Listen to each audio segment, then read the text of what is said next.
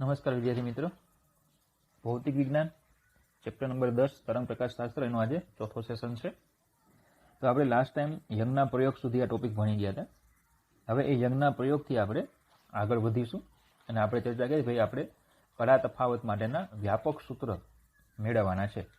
બરાબર, તો કડા તફાવતના આપણે વ્યાપક સૂત્ર ભણીશું.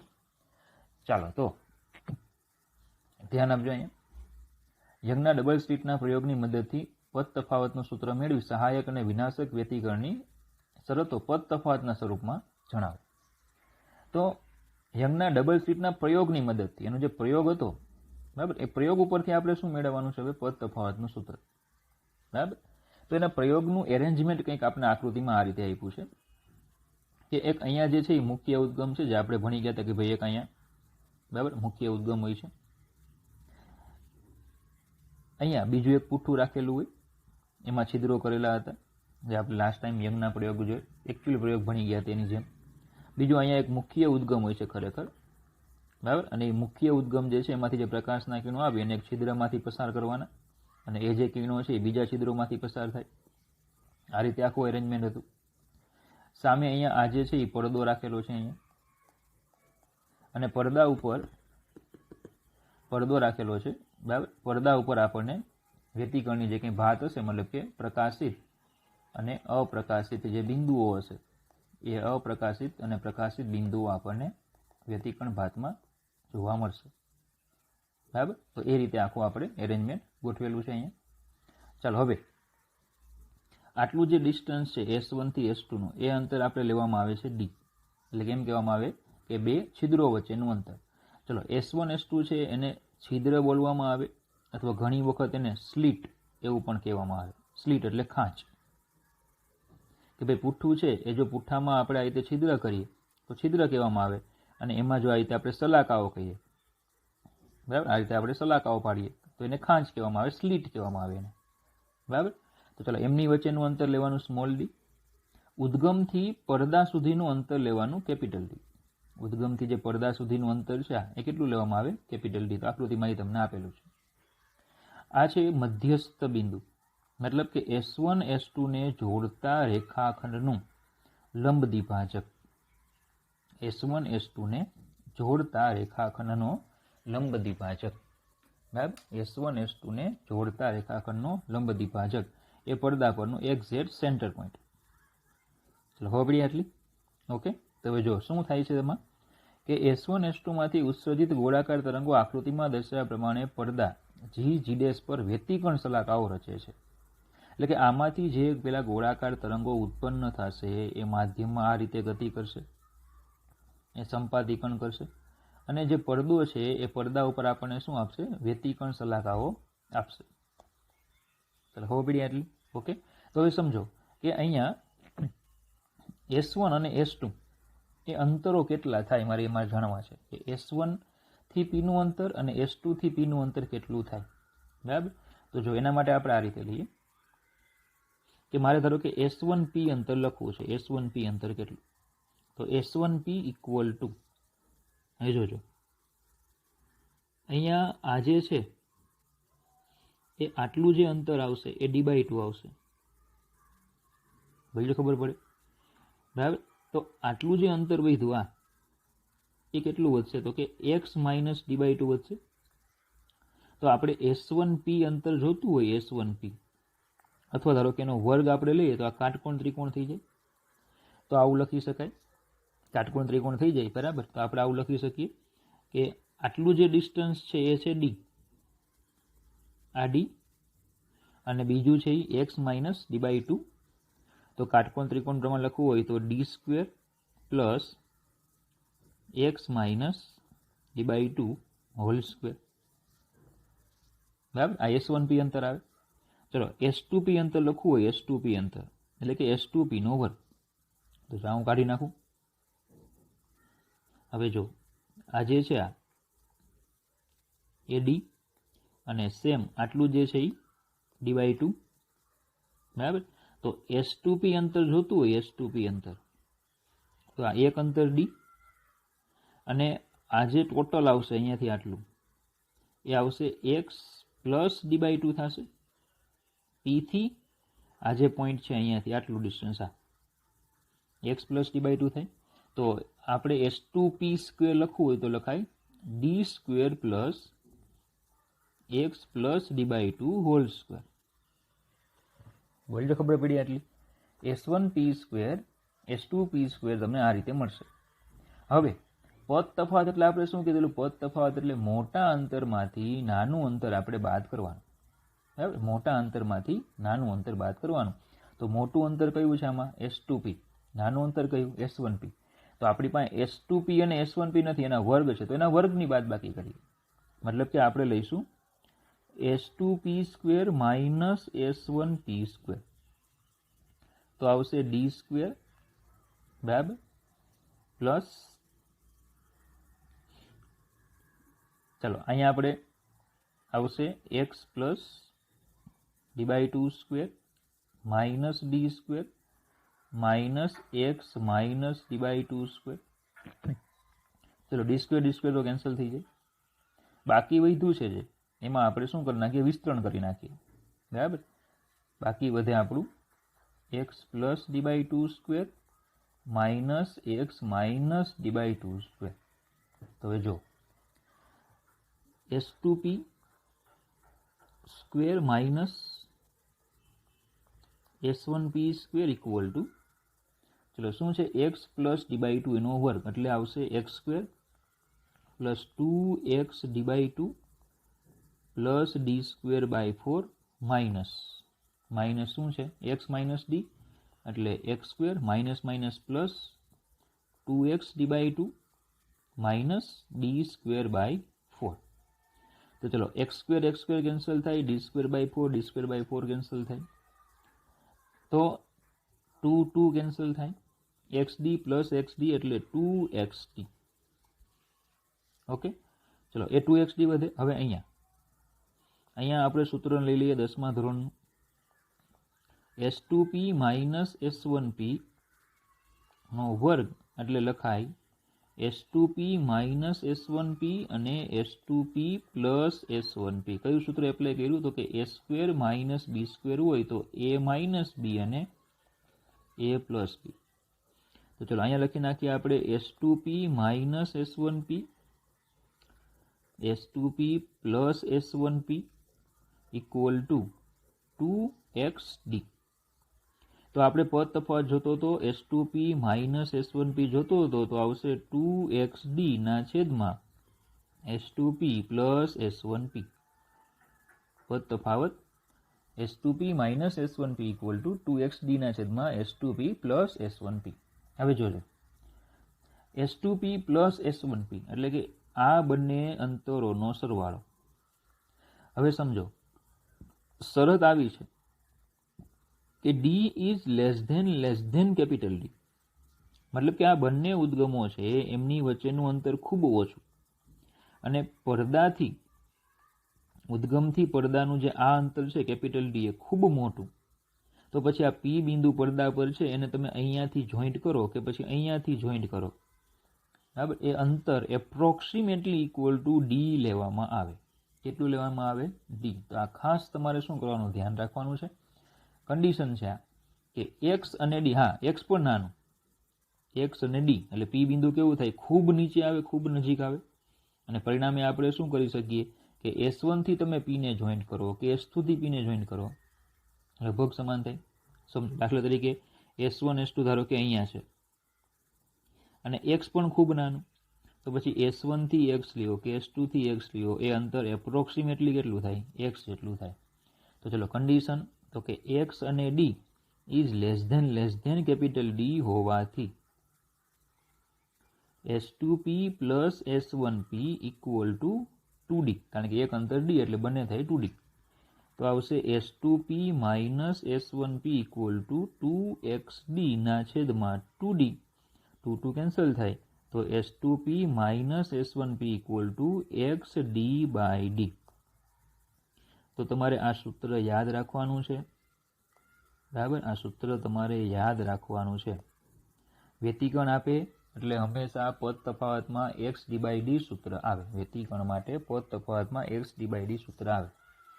બરાબર, x એટલે શું? તો કે x એટલે ઓ જે હતું ઓ થી જે બિંદુની વાત કરતા હોય એનું અંતર, ડી એટલે S1 અને S2 અંતેનું અંતર, બે ઉદ્ગમો વચ્ચેનું અંતર, અને કેપિટલ ડી એટલે S1 અને S2 થી પડદાનું અંતર.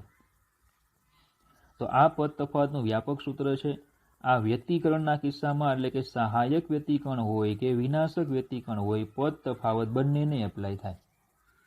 બરાબર. ખરેખર શું છે કે ભાઈ પદ તફાવત જે તે બિંદુ પાસેનો પદ તફાવત આપણે બરાબર ડી, કેપિટલ ડી અને એક્સ ના સંદર્ભમાં લાવ્યા. કોઈ પણ બિંદુ પાસેનો પદ તફાવત એ આમ માપવો બહુ અઘરો બને, પણ પ્રયોગની મદદથી આપણે સ્મોલ ડી, કેપિટલ ડી અને એક્સ માપી શકીએ તો પછી આ બિંદુ આગળથી આપણને સહાયક કે વિનાશક વ્યતિકરણ હશે એ ખબર પડે. હવે જો સહાયક માટે આપણે શું ભણી ગયા હતા કે ભાઈ સહાયક વ્યતિકરણ હોય તો પદ તફાવત કેટલો હોય? S2p minus S1p equal two n lambda હોય. અને S2p માઇનસ S1p આ સમીકરણ પરથી શું આવ્યા? x ડી બાય ડી આવ્યા. તો હું એને xn ડી બાય ડી લખી નાખું તો n લેમડા થાય. તો xn ઇક્વલ ટુ શું થશે? n lambda d by d. xn શું કામ? તો કે n બરાબર 1 મૂકો તો x1 એટલે કે પ્રથમ બિંદુ ક્યાં આવે તે. ધારો કે આ રીતે પડદો આપણો છે, બરાબર. આ જે પડદો અહીંયા છે, અહીંયા આ જે પડદો છે એમાં n બરાબર તમે 1 મૂકો એટલે તમને x1 મળે. એટલે પ્રથમ ક્રમનું સહાયક જે પ્રથમ ક્રમની પ્રકાશિત શલાકા જે તમને આગળ વાત કરી તે 2 મૂકો એટલે તમને x2 અંતર મળે. દ્વિતીય ક્રમનું પ્રકાશિત બિંદુ 3 મૂકો એટલે તૃતીય ક્રમનું પ્રકાશિત બિંદુ. તો આ તમને બધા અંતરો મળે, x1, x2, x3 એ અંતરોએ આવેલા બધા બિંદુ આગળ તીવ્રતા મહત્તમ હશે. કેવી તીવ્રતા હશે? મહત્તમ તીવ્રતા હશે. તો ત્યાં હંમેશા સહાયક વ્યતિકરણ મળે. ટૂંકમાં આ xn નું સૂત્ર યાદ રાખવાનું, n lambda d by d. આવા બધા બિંદુ આગળ હંમેશા કેવા બિંદુ હશે? પ્રકાશિત હશે. બધા બિંદુઓ પડદામાં O થી તમે શરૂ કરો તો જે અંતર આવે તો કે x1 આવે, x2 આવે, x3 આવે, એ બધા બિંદુઓ કેવા હશે? પ્રકાશિત હશે. ચલો, જો આને વિનાશક વ્યતિકરણમાં આપણે લઈએ તો વિનાશક વ્યતિકરણમાં S2p માઇનસ S1p થિયરીમાં સૂત્ર હતું પ્લસ વાળું, 2n પ્લસ 1 લેમડા બાય 2. દાખલા માટે માઇનસ વાળું યાદ રાખવાનું કીધું હતું. તો આ કહેવાય xn d by d equal to 2n plus 1 lambda by 2. તો xn equal to 2n plus 1 lambda capital d by 2d. ચલો, આ યાદ રાખવાનું સૂત્ર તમારે વિનાશક વ્યતિકરણ માટે કે ભાઈ x ઇક્વલ ટુ આપણે આમાં 0 મૂકીએ તો આપને શું મળશે? x1 એ બિંદુ આગળ અપ્રકાશિત બિંદુ હશે. પછી 1 મૂકશો એટલે આપણને મળશે x2, ત્યાં આપણને અપ્રકાશિત બિંદુ મળશે બીજું. પછી x3 એટલે ત્રીજું અપ્રકાશિત બિંદુ મળશે. બોલજો, ખબર પડે? આ આપણે જે થિયરી પ્રમાણે જે આપણે પ્લસ લેતા એ દાખલા માટે તમને કીધું છે કે આપણે માઇનસ યાદ રાખવાનું. ચલો, ખબર પડી આટલી?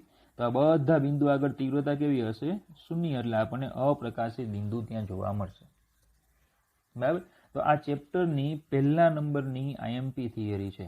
ચેપ્ટરની પહેલા નંબરની આઈએમપી થિયરી તમને 4 માર્ક્સમાં પૂછાય તેવી. બરાબર. બહુ ઇઝી થિયરી છે, મેથેમેટિકલી જ આખી થિયરી છે. અને સૂત્ર નવું આવ્યું પદ તફાવતનું એ તમારે યાદ પણ રાખવાનું છે. બરાબર.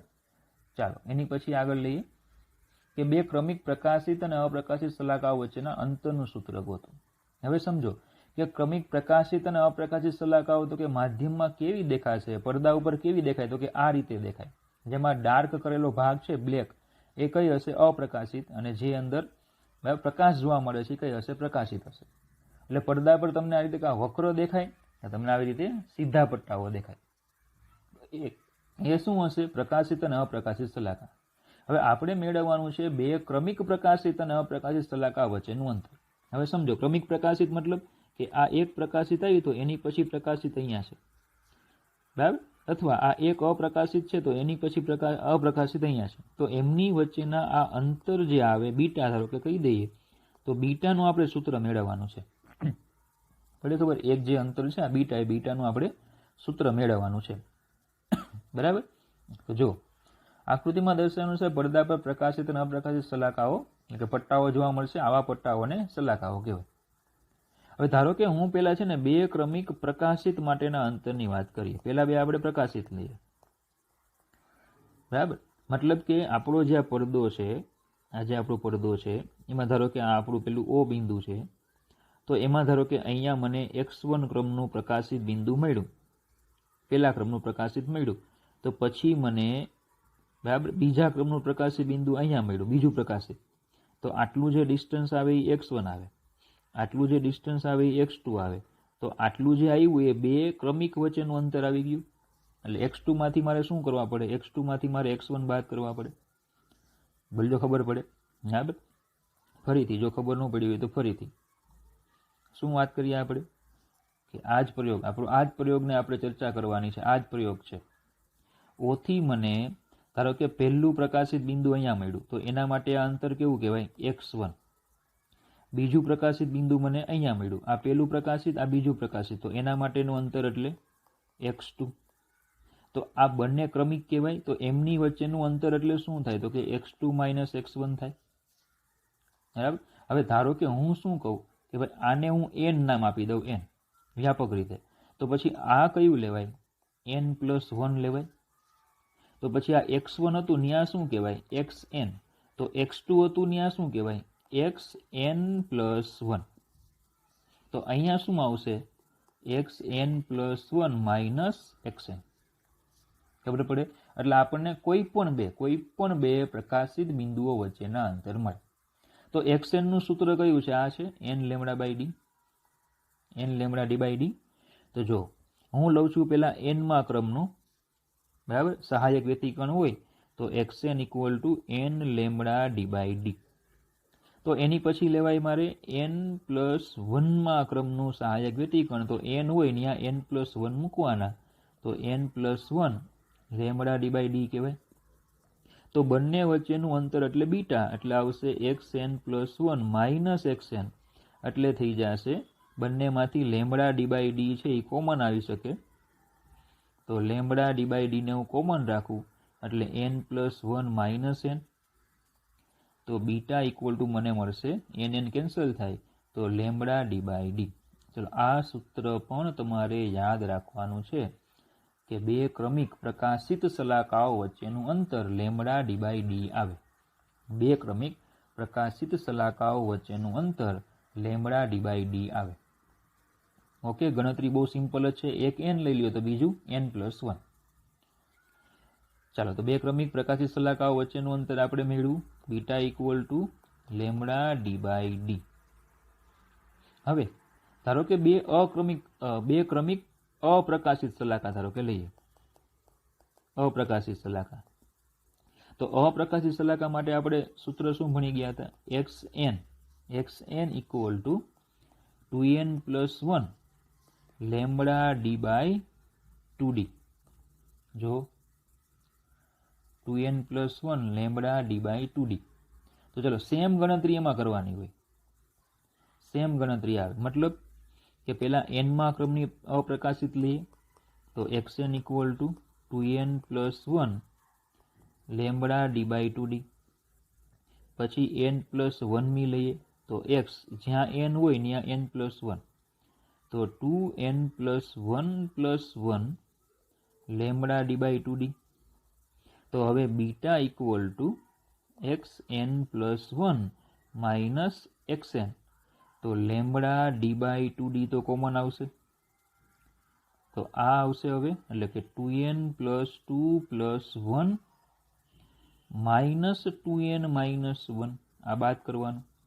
તો 2n-1 કેન્સલ થાય તો આવશે λ/d/2d. માફ કરજો, 2n કેન્સલ થાય, 1 કેન્સલ થાય, એટલે કે 2λ/d/2d એટલે λ/d/d. તો આ તો શું થઈ ગયું?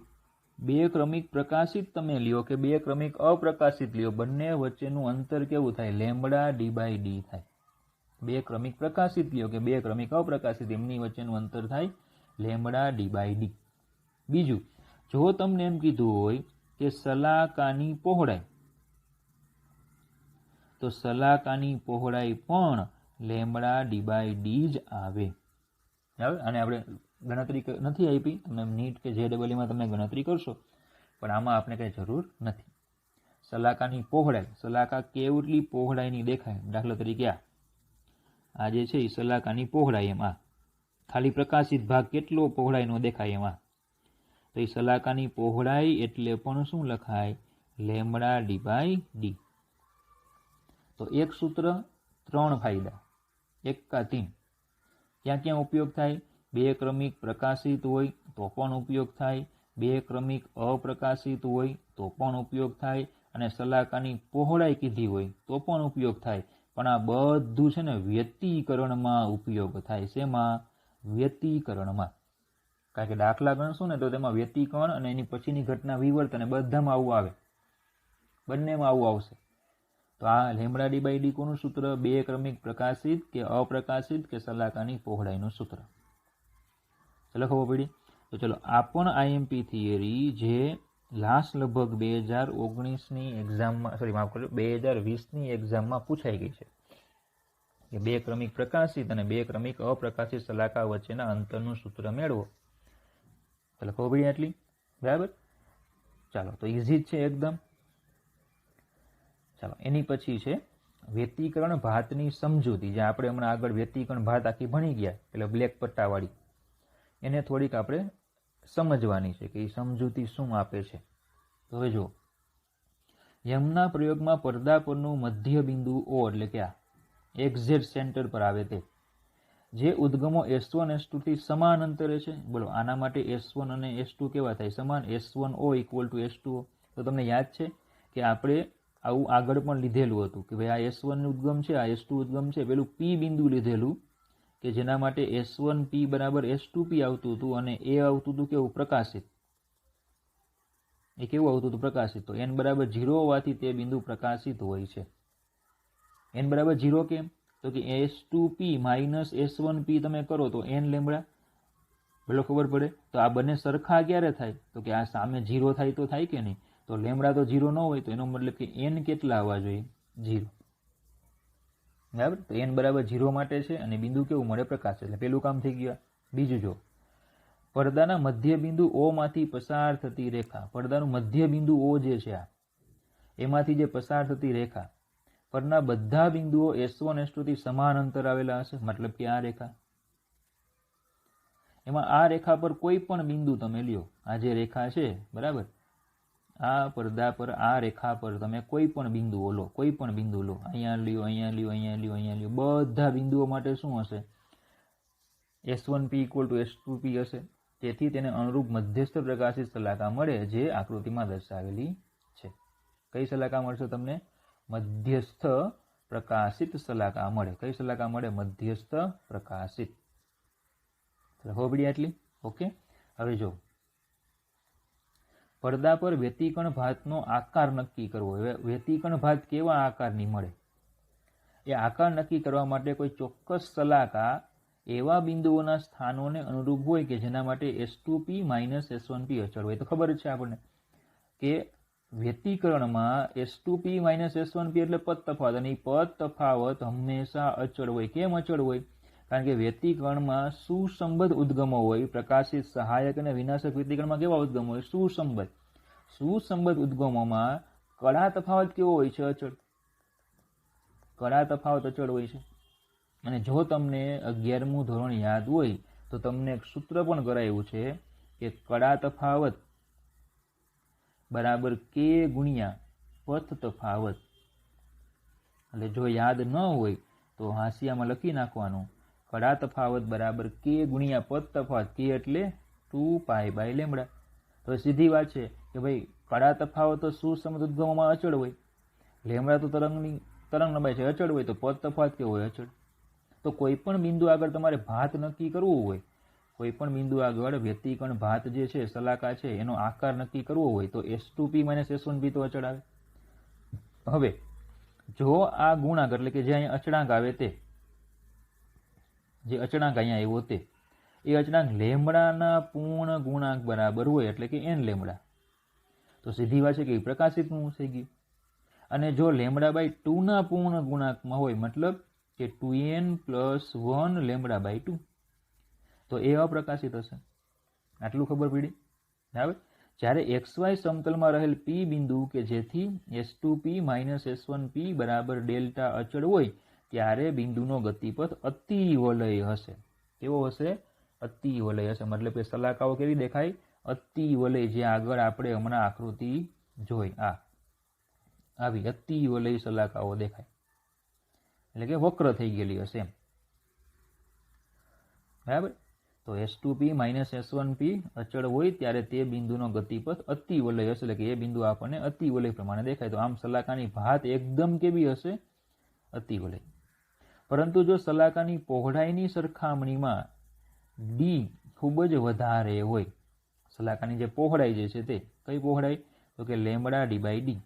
એની સરખામણીમાં ડી જે છે એ ખૂબ વધારે છે, ત્યારે સલાકાઓ લગભગ સુરેખ હોય છે. મતલબ કે સ્મોલ ડી ખૂબ ઓછું હોય.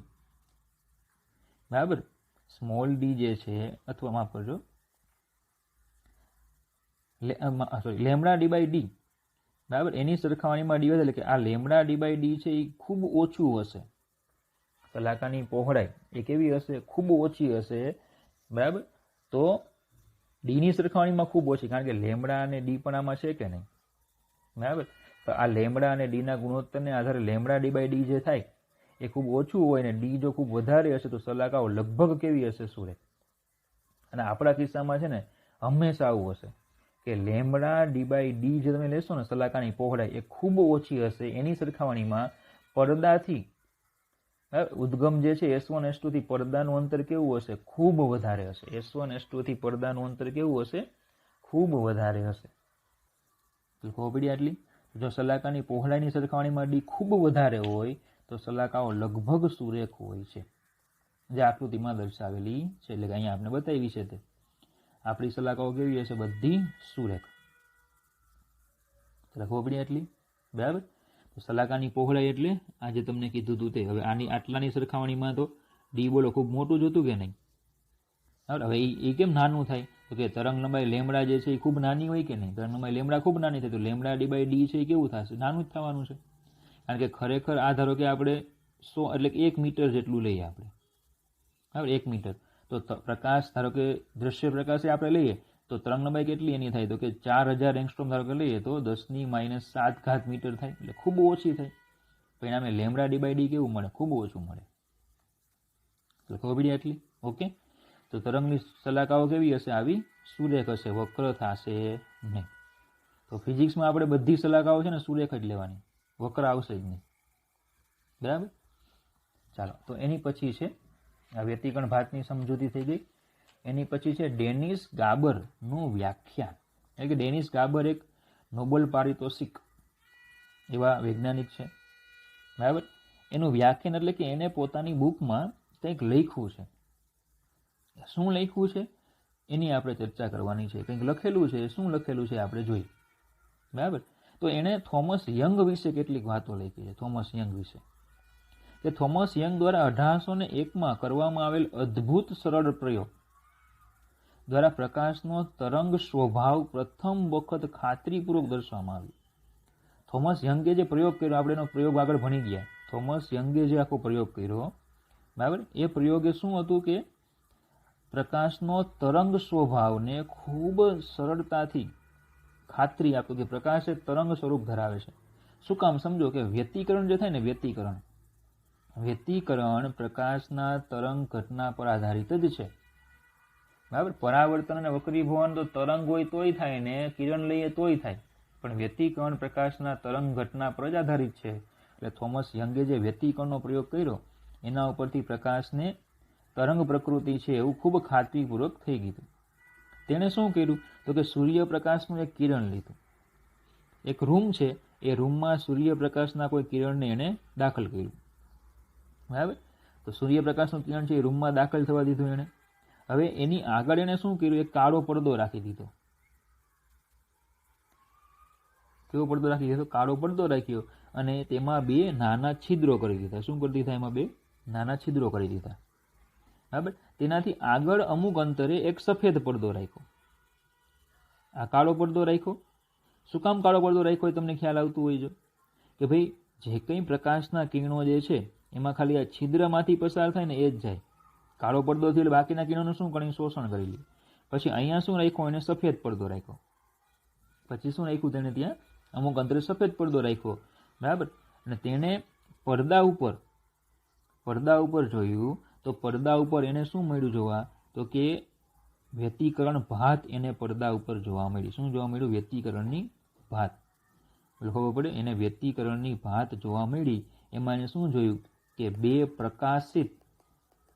પ્રકાશિત રેખાઓની આજુબાજુ બે અપ્રકાશિત રેખાઓ મળે છે.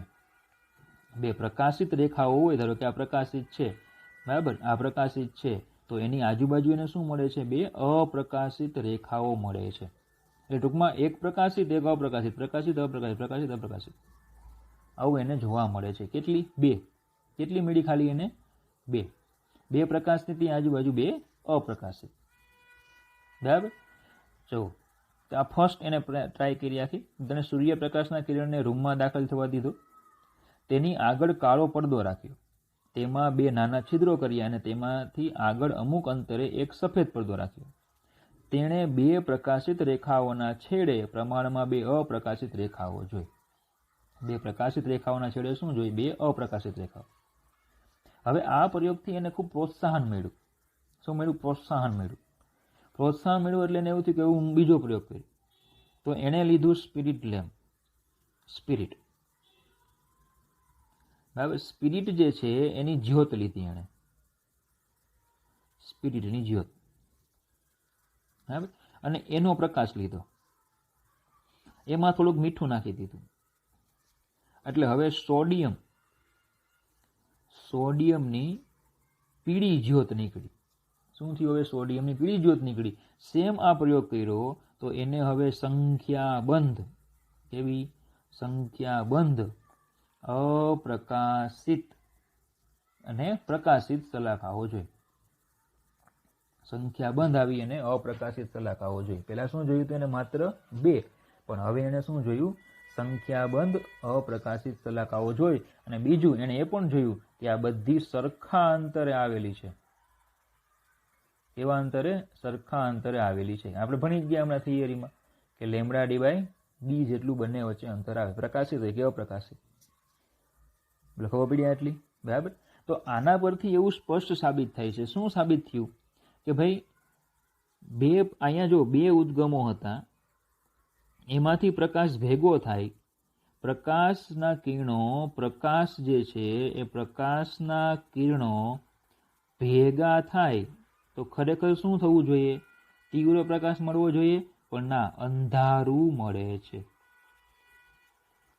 કારણ કે સમજો, પડદા ઉપર આપણને શું મળતું? એક પ્રકાશિત સલાકા મળે, એક અપ્રકાશિત મળે, એક પ્રકાશિત મળે, એક અપ્રકાશિત મળે.